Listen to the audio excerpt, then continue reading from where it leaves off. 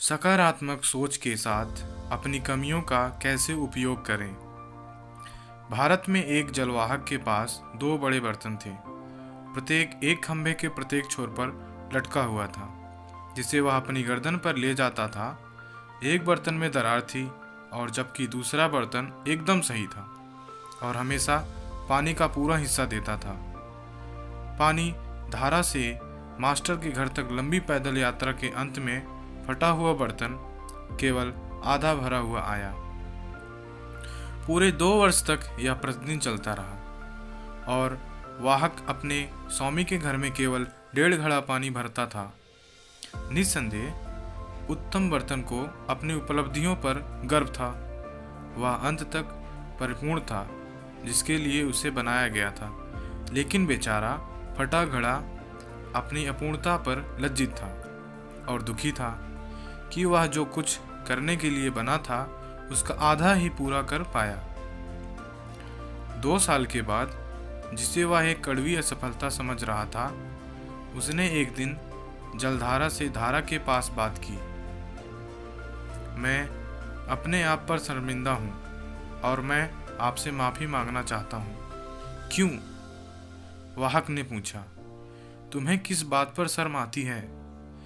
मेरी बगल की इस दरार के कारण पानी रिसकर तुम्हारे स्वामी के घर तक पहुंचता है। मेरे दोषों के कारण आपको यह सब कुछ काम करना पड़ता है और आपको अपने प्रयासों का पूरा मूल्य नहीं मिलता है, बर्तन ने कहा।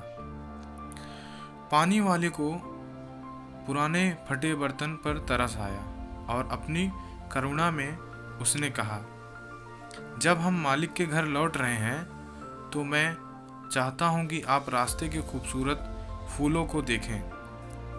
वास्तव में जैसे ही वे पहाड़ी पर चढ़े, पुराने टूटे बर्तन ने रास्ते के किनारे सुंदर जंगली फूलों को गर्म करते हुए सूरज को नोटिस किया और इसने उसे कुछ हद तक खुश कर दिया।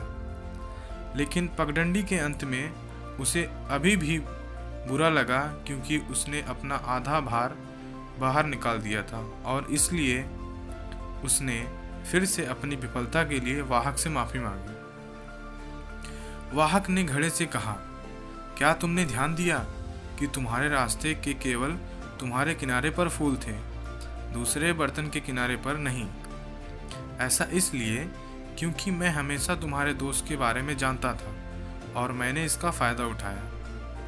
मैंने पौधे लगाए तुम्हारे रास्ते के किनारे फूलों के बीच, और हर दिन जब हम धारा से वापस चलते हैं तो तुमने उन्हें पानी पिलाया है।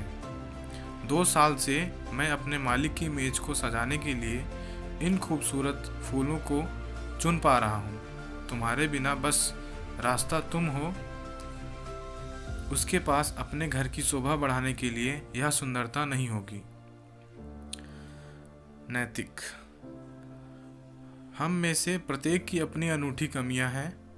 हम सब टूटे हुए बर्तन हैं। इस संसार में कुछ भी व्यर्थ नहीं जाता। आप टूटे हुए घड़े की तरह सोच सकते हैं कि आप अपने जीवन के कुछ क्षेत्रों में अक्षम या बेकार हैं, लेकिन किसी तरह ये खामियां भेष में एक आशीर्वाद बन सकती हैं।